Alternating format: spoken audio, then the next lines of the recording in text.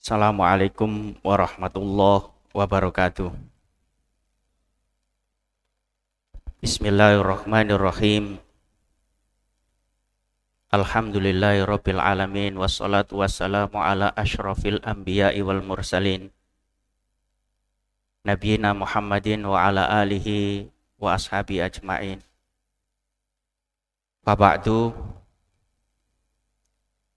Bapak Ibu yang dimuliakan Allah, perlu kita tetap istiqomah untuk selalu bersyukur kepada Allah Subhanahu wa taala, sehingga kemudian Allah pun tetap istiqomah dalam mencurahkan rahmat dan nikmatnya kepada kita. Bahkan Allah berjanji akan menambah, karena syarat terpenting untuk ditambah nikmat adalah hamba tersebut mengakui tentang kenikmatan yang diberikan oleh Allah itu. La in syakartum la azidannakum. Kata Allah, kalau kamu bersyukur wahai hambaku atas nikmat-nikmatku, maka konsekuensinya aku akan menambah. Oleh karena itu, seberapapun kenikmatan yang diberikan oleh Allah harus kita syukuri. Jamaah yang dirahmati Allah, malam ini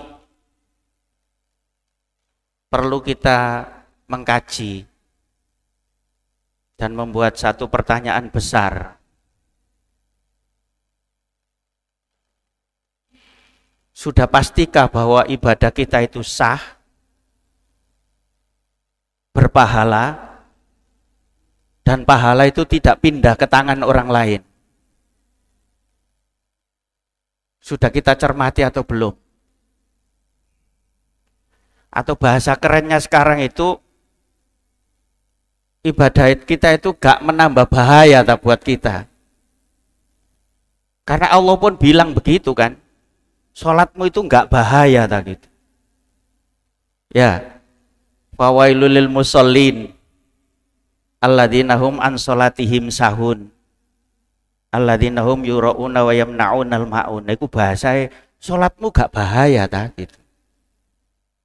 Dengan kriteria seperti itu, artinya orang itu lupa tentang sholatnya itu. Nah, ibadah yang kita lakukan selama ini itu berpahala ataukah malah menambah bahaya buat kita? Itu kalau kita tidak pahami dengan betul, bisa jadi ibadah kita itu sah menurut syariat, berpahala, tapi bisa jadi nanti pahalanya bukan untuk kita sebagai orang yang melakukan, tapi pindah tangan. Nah, sehingga kemudian 3 unsur penting dalam melakukan ibadah itu harus kita cermati dan kita pahami. 1, sah. 2, berpahala. Lalu pahala itu untuk kita ataukah untuk orang lain? Nah, mari kita cek melalui dalil-dalil, sehingga nanti di hari akhir kita tidak kecewa. Nanti jangan sampai di hari akhir itu bilang begini, ya Allah, saya ini sudah istiqomah dalam sholat fardu, istiqomah sholat tahajud, istiqomah sholat sunnah, baik rawatib maupun yang tidak. Sudah istiqomah puasa, Ramadan, Senin, Kamis, Ayyamul Bid, haji sudah, umroh sudah. Lu kok pahalanya pindah ke orang lain? Jangan kaget itu dan jangan menyesal. Apa ya bisa? Bisa. Dan itu tergantung kita. Nah, oleh karena itu kita awali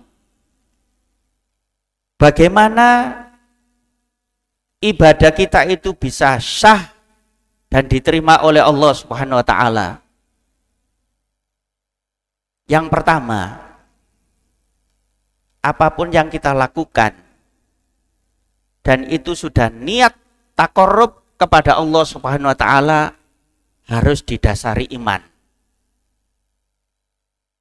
Tanpa dasar iman tidak ada gunanya menurut Allah Subhanahu wa taala. Sehingga kemudian tidak perlu sulit dalam menjawab pertanyaan, bagaimana Pak,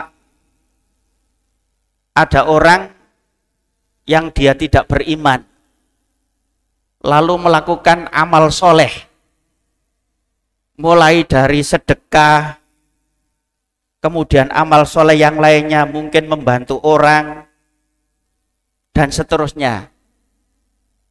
Itu berpahala atau tidak? Jawabannya tentu tidak. Tapi kalau pertanyaannya bermanfaat bagi manusia atau tidak? Jawabannya bermanfaat. Cuman nanti naik sampai ke level berpahala itu beda lagi. Karena sekarang sudah mulai ada statement merubah pola pikir orang bahwa semua amal soleh yang dilakukan siapapun itu menjadi amal kebajikan dan nanti bisa diambil di hadapan Allah SWT. Sudah mulai ada begitu. Nah, pertama iman. Sehingga firman Allah di dalam surat An-Nahl ayat 97,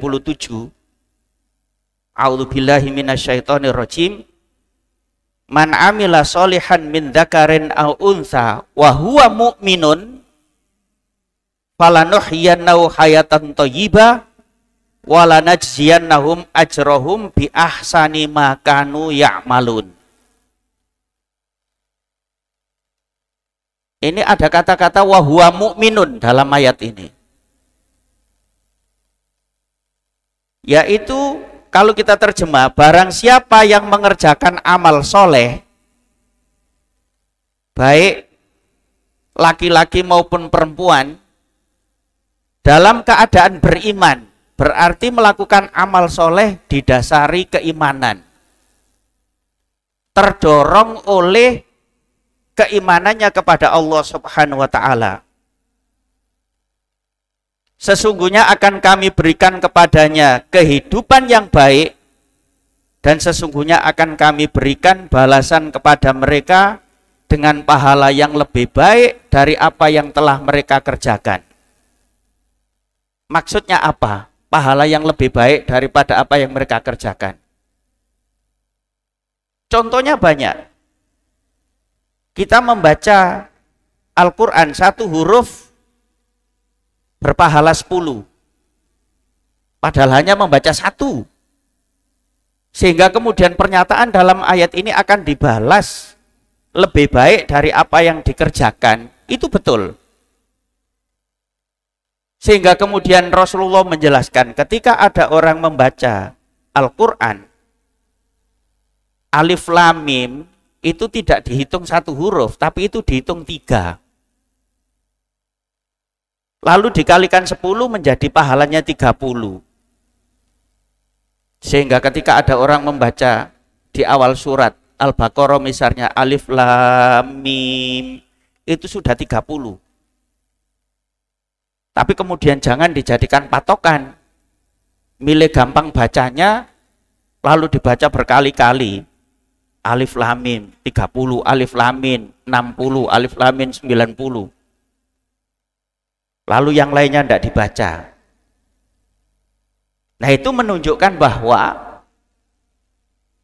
amal soleh yang didasari dengan keimanan itu satu menjadi sah, berpahala, dan kemudian nanti akan dibalas dengan balasan yang lebih baik, lebih banyak dari apa yang pernah dilakukan di dunia.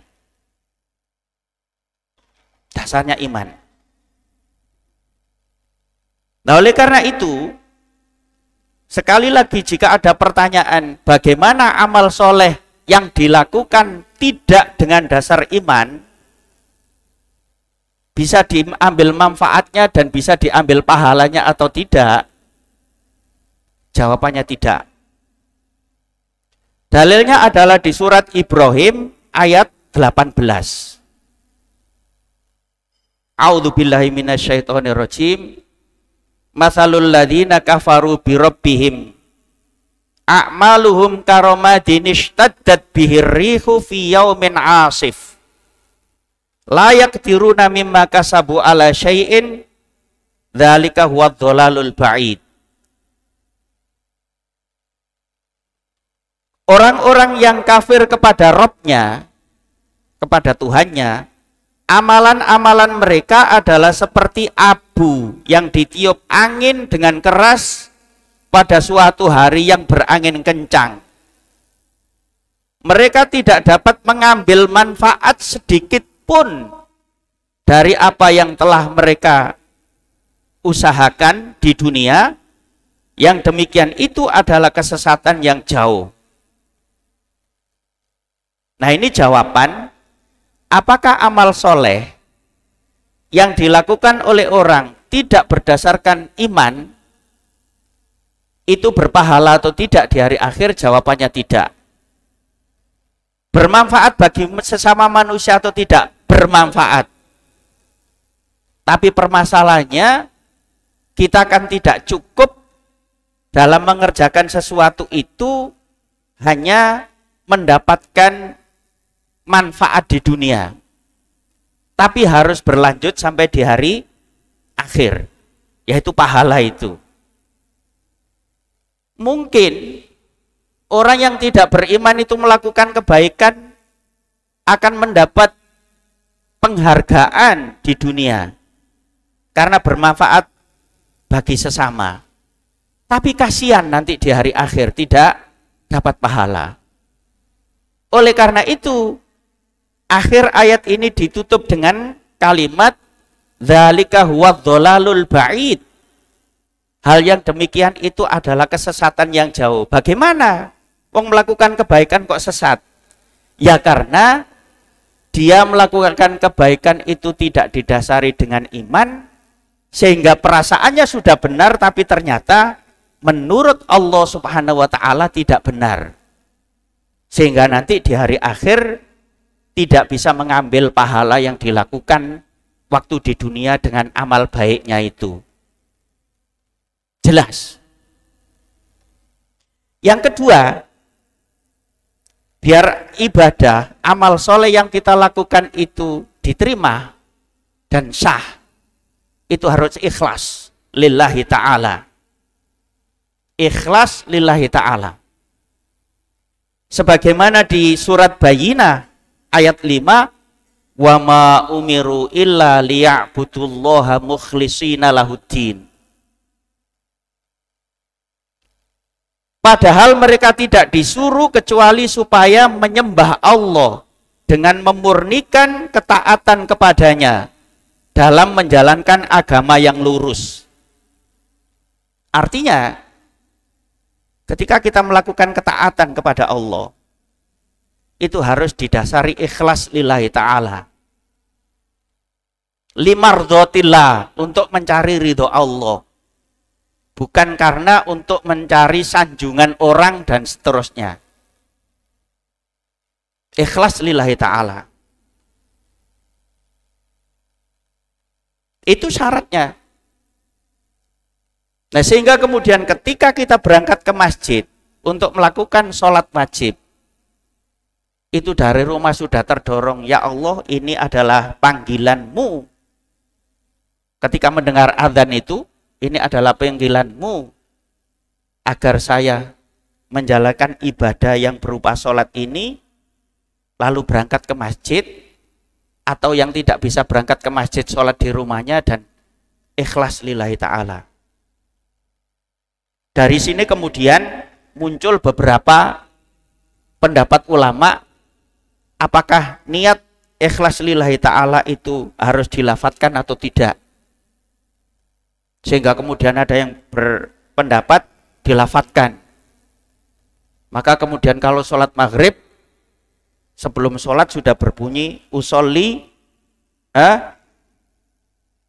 sholat al-maghribi salasa raka'atin fardhon lillahi ta'ala. Ada yang begitu, ada yang enggak. Niat itu di hati.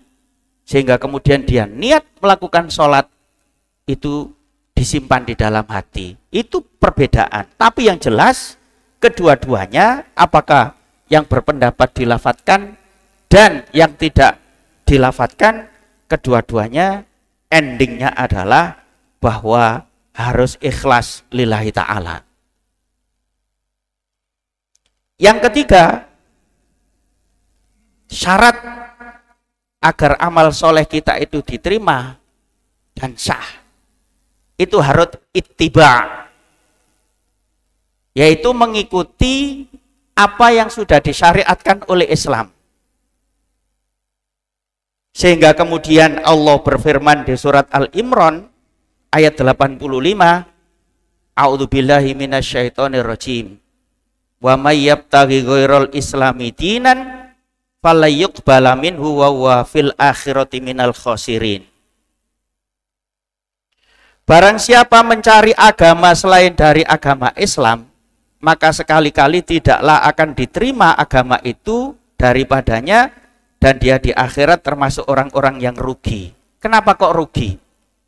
Sudah menjalankan banyak kebaikan, tapi kebaikan tersebut tidak sesuai dengan apa yang disyariatkan oleh Allah, sehingga kemudian rugi. Ibarat bisnis sudah mengeluarkan modal, tapi kemudian keuntungannya tidak ada, rugi. Nah, perlu dicatat, agama yang diturunkan oleh Allah ke bumi sejak awal utusan yang diutus oleh Allah semuanya adalah Islam. Walaqad ba'atsna fi kulli ummatin rasulan ani'budullaha wajtanibut taghut. Kata Allah, dan telah kami utus setiap kaum itu satu utusan. Tugasnya apa? Untuk menyeru agar hanya menyembah Allah dan menjauhi sesembahan selain Allah. Yaitu Islam. Begitu. Nah, sehingga kemudian ketika kita berinteraksi dengan sesama manusia, lalu kita sebagai orang muslim mengajak kepada yang lain, ayolah kita memeluk agama yang lurus menurut Allah Subhanahu wa ta'ala, yaitu karena faktor itu.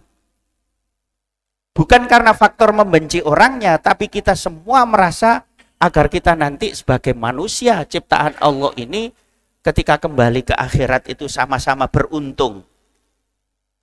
Oleh karena itu, dalam rangka mengajak sesama, itu tidak perlu memaksa. Tidak perlu memaksa. Dan tidak boleh memaksa orang itu. Adalah ikrah fiddin. Afatukrihu an-nasa an yu'minu. Apakah kamu memaksa manusia agar mereka beriman? Itu tidak boleh memaksa. Kalau sudah tidak boleh memaksa, berarti kata-kata yang muncul dari lisan kita untuk memberi penjelasan kepada orang tentang agama yang benar, ya biasa-biasa saja. Biasa-biasa saja. Tidak perlu mencemooh. Dan kita juga tidak boleh mencela Tuhan yang disembah oleh orang selain Islam. Jelas ayatnya itu. Kita dilarang mencela. Karena nanti kalau kita celah sesembahannya itu, dia akan mencela Allah dan Rasulnya lebih dahsyat lagi. Biasa saja. Masalah nanti dia menerima, alhamdulillah, tidak menerima, ya sudah. Nah, itu kadang lepas dari kita kaidah begitu itu.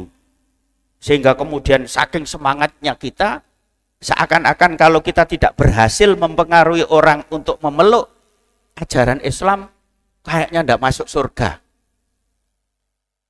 Nah, kalau tidak berhasil dalam mengajak orang untuk memeluk Islam lalu kita itu mendapat azab, bagaimana nasib Rasulullah Muhammad Shallallahu Alaihi Wasallam? Wong Rasul saja mengajak pamannya Abu Thalib untuk memeluk agama Islam pun tidak berhasil. Tapi tetap tugas itu dilaksanakan dan hidayah itu adalah dari Allah Subhanahu wa taala. Biasa saja. Begitu. Sehingga harus ittiba. Lalu dari hadis Rasulullah Shallallahu alaihi wasallam, man ahdatsa fi amrina hadza ma laisa fihi fahuwa raddun. Ini hadis. Barang siapa membuat perkara baru di dalam urusan kami, yaitu agama ini, apa-apa yang bukan termasuk dari agama, maka itu tertolak. Bapak Ibu yang dimuliakan Allah, hadis ini harus kita pahami secara komprehensif. Dan harus kita pahami dengan lapang dada. Harus kita pahami dengan karakter bagaimana orang memahami dalil.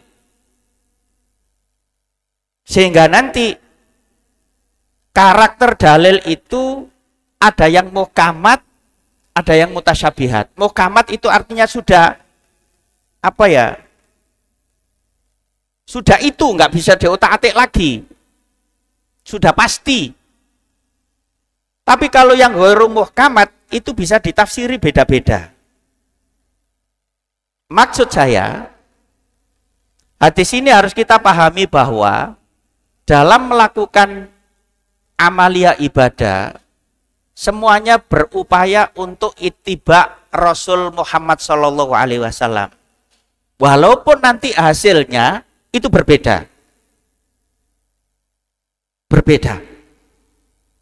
Ya karena itu tadi karakter dalil itu ada yang nanti muncul kalimat yang multi tafsir, multi makna. Sehingga kemudian dalam prakteknya di kalangan umat Islam itu walaupun sama-sama semboyannya ittiba Rasul beda. Ini harus kita pahami. Sehingga kemudian memahami hadis ini jangan dibawa satu pemahaman bahwa nanti amaliyah orang dalam peribadatannya itu harus satu warna. Kalau itu yang dibawa, maka akan muncul statement satu sama lain akan menyalahkan. Satu sama lain akan memberi label dosa terhadap orang yang berbeda itu walaupun sama-sama menjalankan ajaran Islam. Bisa dipahami jamaah? Saya ambil contoh begini. Perintah wudhu. Dan itu ittiba Rasul. Ayatnya satu, tapi prakteknya berbeda-beda. Ya ayatnya yaitu wamsahu biru'usikum, dan basuhlah kepalamu. Semua berupaya ittiba Rasul. Bagaimana wudhunya Rasul Shallallahu Alaihi Wasallam? Karena perintahnya di dalam Al-Quran itu wamsahu biru'usikum, basuhlah kepalamu. Ternyata munculnya hasilnya berbeda. Ada yang berpendapat bahwa membasuh kepala dalam wudhu itu boleh sebagian dengan asumsi huruf ba di dalam kalimat biru usikum itu bermakna litab'id, punya makna ba'dun, artinya sebagian. Sehingga kita temukan sama-sama wudhunya dan sama-sama mengaku ittiba Rasul, itu ada yang membasuh kepala sebagian. Ulama lain enggak membasuh kepala itu semuanya. Yabda'u min muqaddami ra'sihi ila qafahu wa yarji'u ila muqaddami ra'sihi au yabda'u min qafahu ila muqaddami ra'sihi wa yarji' ila qafahu. Prakteknya begini. Bagi yang menerjemah bahwa wamsahu biruusikum itu boleh sebagian, ada yang hanya begini prakteknya, membasuh kepalanya. Sehingga prakteknya kadang peci ini tidak dilepas, tapi hanya dibelakangkan begini, lalu mengambil air begini. Padahal ayatnya sama. Dan kalau jenengan tanya, Anda ini mengikuti siapa? Mesti kedua-duanya jawabnya mengikuti Rasul. Lalu ulama lain berbeda karena dia mencari penguat dari hadis, dan ada riwayat kalau Rasulullah wudhu itu memulai dari muqaddami roksi itu depan, membasuh begini ke belakang, lalu mengembalikan lagi ke depan. Ada yang memulai dari belakang begini ke depan, lalu mengembalikan ke belakang. Berbeda. Oleh karena itu, sekali lagi, memahami hadis ini, masalah ittiba Rasul itu jangan dipahami bahwa nanti amalia dalam ibadah itu harus satu model. Kalau itu yang dibawa, akan memunculkan satu sama lain, mencemooh yang lain. Pertanyaan saya, andai kata itu benar, kenapa kemudian di zaman dulu dan itu muncul dari orang-orang pintar, itu muncul mazhab 4? Dan itu berbeda dalam beberapa masalah. Padahal mereka orang pintar semua. Dan semua membuat statement, kalau di sana ada dalil yang lebih sah, lebih sahih, itulah pendapat saya. Semuanya begitu. Tidak ada yang mengklaim dari mazhab 4 itu, saya yang lebih benar, tidak ada. Semuanya mengklaim in sahal hadis fahuwa madhabi. Kalau hadisnya itu sahih dan benar, itulah mazhab saya. Sehingga kemudian banyak masalah yang dalam hukumnya itu berbeda, dan semuanya ittiba Rasul Muhammad SAW. Artinya apa? Apapun yang kita lakukan dalam peribadatan, itu kita mengejar dan mencari bagaimana Rasulullah menjalankan, walaupun nanti hasilnya berbeda. Dan harus kita terima itu. Walau sya'a rabbuka la ja'alan nasa ummatan wahida wa la yazaluna mukhtalifin. Kalau Allah itu berkehendak menjadikan umat ini satu warna, bisa muslim semua, bisa kafir semua, bisa satu mazhab semua, itu mampu Allah. Mampu. Tapi apa yang terjadi? Wala yazaluna mukhtalifin. Tapi faktanya orang itu berbeda-beda. Itu harus kita pahami. Sehingga kemudian apa yang kita lakukan dengan mengklaim bahwa ini ittiba Rasul, itu adalah upaya kita. Masalah nanti di sebelah kita ada orang yang berbeda, itu dia juga melalui kajian, melalui analisa, dan itu hasilnya sehingga berbeda. Bisa dipahami nggih, Bapak Ibu? Itu. Lek gak dipahami begitu, sumpek jenengan. Sumpek. Dan kesana kemari itu wis pokoknya jantungan lah. Wih, ini ibadah coropo gitu. Ya sudah. Ketika kita tanya bahwa dia juga menggunakan dalil, kita juga punya dalil. Masalah nanti setelah kita jelaskan atau kita mendapat penjelasan, lalu dalam analisa kita dia yang lebih benar dan kita itu pindah, ya nggak masalah. Begitu. Yang berikutnya, agar ibadah kita itu sah dan berpahala, jangan menyekutukan Allah. Dan ini agak rawan ini. Oleh karena itu, Allah berfirman di dalam surat Az-Zumar ayat 65,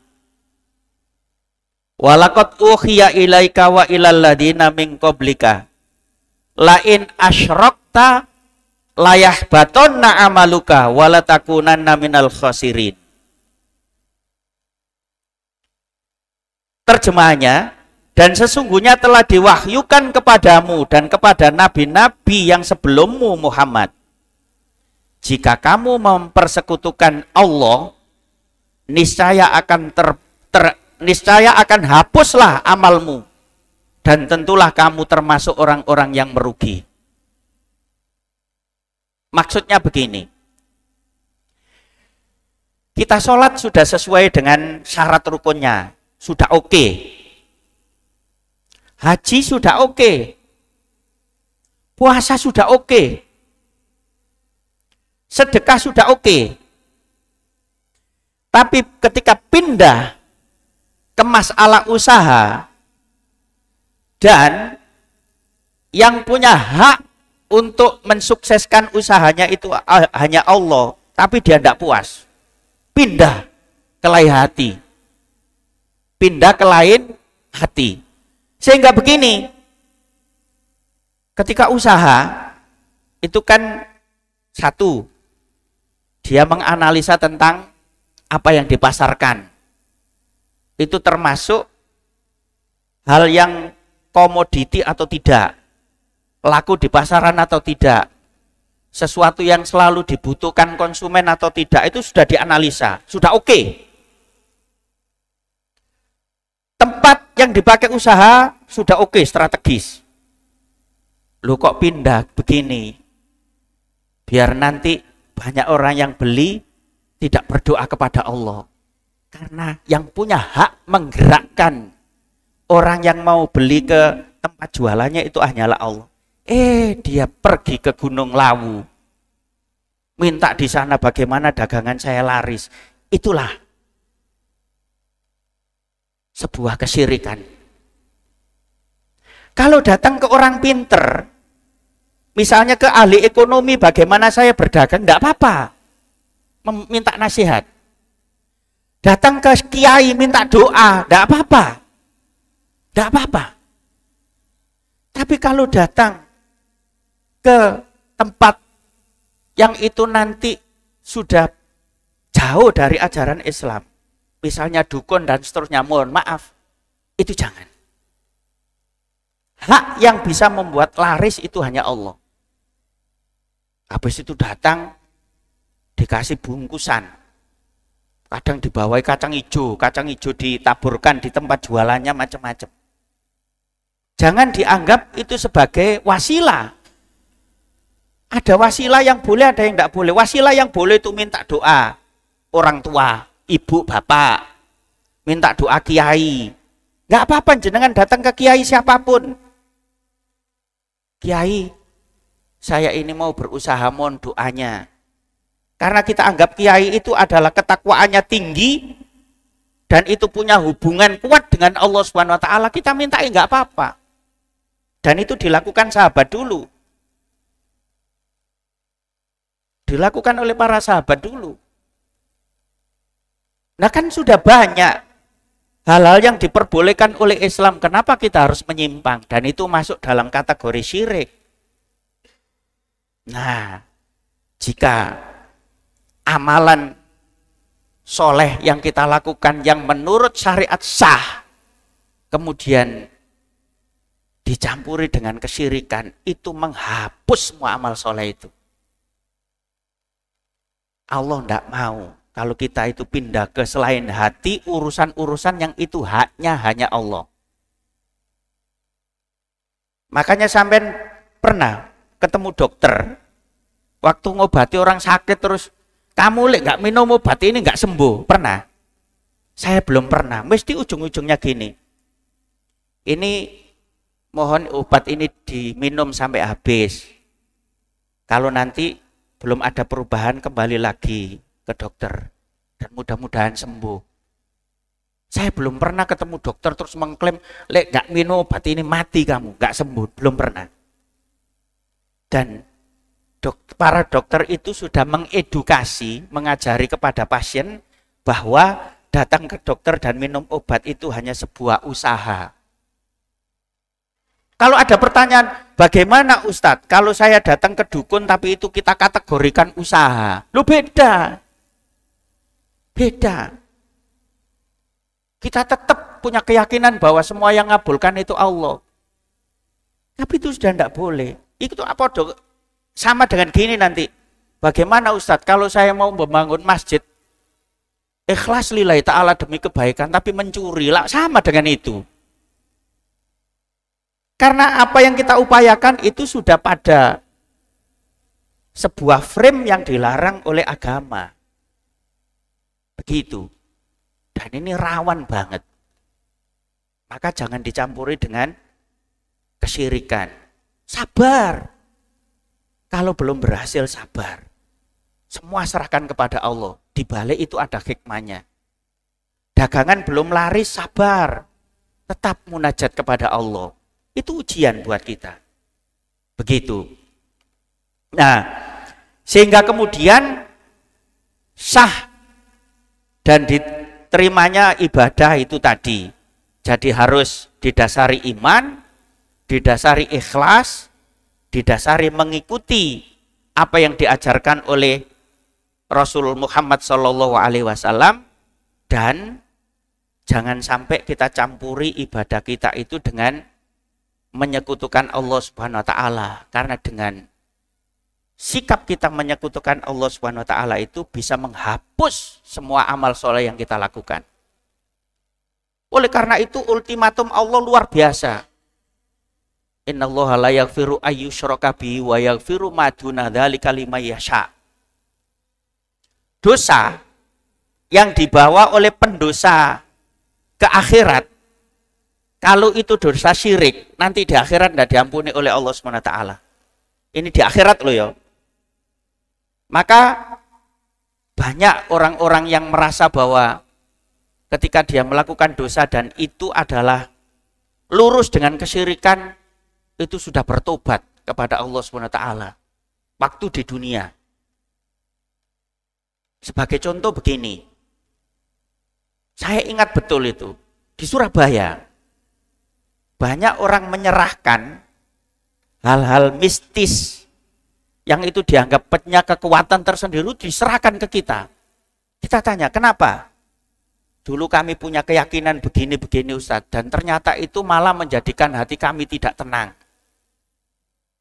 Dan setelah kami melakukan banyak kajian dan mengikuti kajian-kajian, itu ini mengarah kepada kesyirikan. Kami mau membuang sendiri tidak berani Ustadz.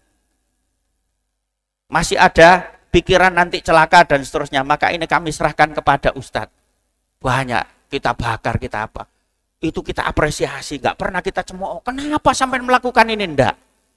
Tapi kita rangkul, alhamdulillah ya Allah, ini hidayah, gitu. Begitu. Isa toh. Nah, terakhir, apakah yang kita lakukan itu bersih dari hak orang lain atau tidak? Ibadah itu. Karena kalau nanti tidak bersih dari hak orang lain, itu nanti akan pindah pahalanya. Pindah. Saya ambil contoh begini. Ada hadis Rasulullah SAW dari Ibnu Mas'ud. Berkata Rasulullah SAW, qala Rasulullah SAW, awwaluma yuqdo bainan nasi yaumal qiyamati fid dima. Pertama kali yang diputuskan oleh Allah urusan sesama manusia itu adalah urusan darah. Loh, bukankah yang pertama kali dihisab oleh Allah itu sholat Ustadz? Itu kan urusan kita pribadi dengan Allah. Tapi urusan dengan hak orang lain itu masalah urusan darah. Sehingga kalau ada orang membunuh orang lain tanpa hak, membunuh orang lain tanpa hak itu begini. Salahnya apa dia dibunuh? Loh, ada nggak Ustadz membunuh dengan hak dan dibenarkan oleh ajaran Islam? Ada. Apa? Ketika ada orang membunuh orang lain maka dia dikisos. Itu membunuh dengan hak. Tapi kalau membunuh orang tanpa sebab, itu membunuh tidak hak menurut Islam, tidak benar. Dan itu pertama kali yang dihisab oleh Allah di hari akhirat. Sehingga begini, andai kata orang yang tadinya membunuh itu melakukan ibadah luar biasa, sholat oke, puasa oke, haji oke, semuanya oke, tapi dia pernah membunuh orang tanpa hak, dan dia tidak menyelesaikan urusan itu di dunia, di akhirat yang dibunuh itu akan menghadap Allah Subhanahu wa taala. Dengan menggandeng pembunuh itu. Pembunuh itu ditarik oleh dia ke hadapan Allah Subhanahu wa taala. Terus di hadapan Allah dia bilang begini, "Ya Rob, sal hadza lima qatalani." Wahai Tuhan, tanya dia, kenapa dia membunuh saya? Nah, ternyata kalau membunuhnya itu tidak dibenarkan oleh agama, apa yang terjadi? Andai kata orang yang dibunuh itu banyak dosa, dosanya diberikan kepada pembunuh. Andai kata pembunuh itu banyak kebaikan, kebaikannya diambil diberikan kepada yang dibunuh. Yang masuk surga adalah yang dibunuh itu. Coba. Kemudian ada hadis lain yang panjang menjelaskan tentang jangan sampai pahala itu pindah ke tangan orang lain. Apa? Tentang hadis bangkrut, hadis muflis. Di situ dijelaskan, saya baca terjemahannya biar agak cepat. Dari Abu Hurairah bahwa Rasulullah Shallallahu Alaihi Wasallam pernah bertanya kepada para sahabat, tahukah kalian siapakah orang yang bangkrut itu? Para sahabat menjawab, menurut kami orang yang bangkrut di antara kami adalah orang-orang yang tidak memiliki uang dan harta kekayaan. Rasulullah Shallallahu Alaihi Wasallam bersabda, sesungguhnya umatku yang bangkrut adalah orang yang pada hari kiamat datang dengan membawa pahala sholat, membawa pahala puasa, membawa pahala zakat, tetapi ia selalu mencaci maki, selalu menuduh orang yang tidak bersalah, dan makan harta orang lain, serta membunuh dan menyakiti orang lain. Setelah itu, pahalanya diambil untuk diberikan kepada setiap orang dari mereka hingga pahalanya habis. Sementara tuntutan mereka banyak yang belum terpenuhi. Selanjutnya sebagian dosa dari setiap orang dari mereka diambil untuk dibebankan kepada orang tersebut hingga akhirnya ia dilemparkan ke neraka. Pahala pindah. Maka kalau kita sudah istiqomah sholat, sudah istiqomah puasa, sudah istiqomah tahajud, jangan pernah menyakiti orang lain. Jangan pernah mendolimi hak orang lain. Jangan ghibah. Jangan memakan hak orang lain. Karena nanti di hari akhir mereka menuntut. Apakah sholat kita, puasa kita tadi tidak sah, Ustaz? Sah. Apakah tidak berpahala, Ustaz? Berpahala, tapi di akhirat pindah. Kenapa? Orang yang kita dolimi, orang yang kita sakiti itu menuntut kepada Allah SWT. Ya Allah, dulu saya didolimi, ya Allah, dulu saya disakiti. Apa keputusan Allah? Kebaikan orang yang mendolimi itu diambil semua, diberikan ke dia. Kebaikannya habis. Sementara yang didolimi banyak, belum cukup. Dosanya yang didolimi itu diambil oleh Allah Subhanahu wa taala, diberikan kepada dia. Lek begini, kalau memang benar kita ini didolimi, berarti kita ini calon surga semua. Dosa kami banyak, Ustadz. Dosa kita nanti diambil orang yang mendolimi. Tak usah khawatir. Mereka kebaikannya banyak, Ustadz. Kebaikan mereka diberikan oleh Allah kepada kita. Artinya apa? Tetap kita menasihati kepada sesama. Jangan mendolimi, jangan mengambil hak orang lain. Karena itu bahaya. Walaupun dia banyak kebaikan, pahala kebaikan akan diambil oleh Allah, diberikan kepada yang didolimi. Nasihatku sudah kita jalankan, tapi tetap dolim. Ya wis, nasibnya. Bagi kita yang merasa didolimi, nyantai aja, gak usah bingung. Gak usah kecewa. Hukuman, keputusan di akhirat itu yang terpenting. Oleh sebab itu, Bapak Ibu jamaah yang dimuliakan Allah, pastikan bahwa ibadah kita itu sah, berpahala, dan pahala itu tidak pindah ke tangan orang lain. Dengan kriteria dan dalil yang sudah kita kaji malam ini. Mudah-mudahan apa yang kita kaji malam ini ada manfaatnya. Dan kita mohon kepada Allah Subhanahu wa taala, segala amal soleh kita diterima oleh Allah Subhanahu wa taala dan dicatat dalam catatan amal soleh kita, dan mudah-mudahan kita dilindungi oleh Allah agar tidak mendolimi orang lain yang nanti bisa memindah pahala kita kepada orang lain itu. Allahumma aslih lana dinana alladhi wa ismatu amrina wa aslih lana dunyana allati fiha ma'ashuna wa aslih lana akhiratana allati ilaiha ma'aduna wa ja'alil hayata ziyadatan lana fi kulli khair wa ja'alil mauta rahatan lana min kulli syarr. Rabbana hab lana min azwajina wa dhurriyyatina qurrata a'yun wa ja'alna lil muttaqina imama. Rabbana taqabbal minna innaka antas samiul alim wa tub alaina innaka antat tawwabur rahim. Rabbana taqabbal minna innaka antas samiul alim wa tub alaina innaka antat tawwabur rahim.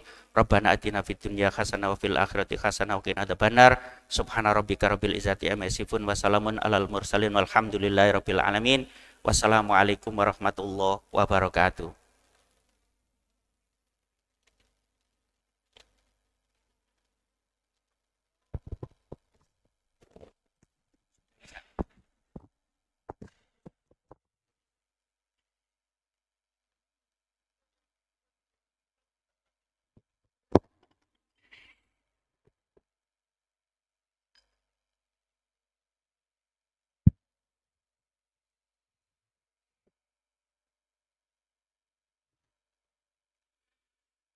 Allahu Akbar, Allahu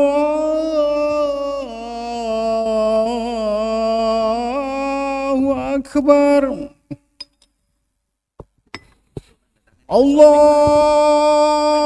Allahu Akbar, Allahu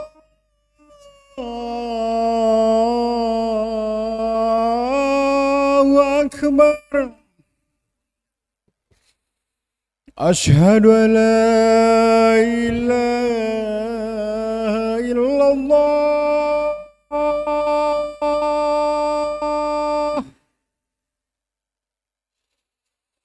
Ashhadu an la ilaha illallah.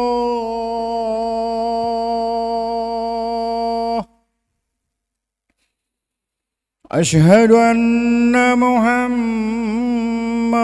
Rasulullah.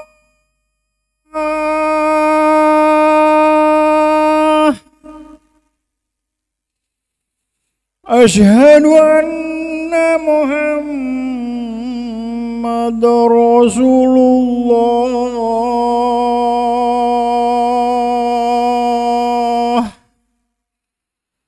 Hayya 'alas shalah.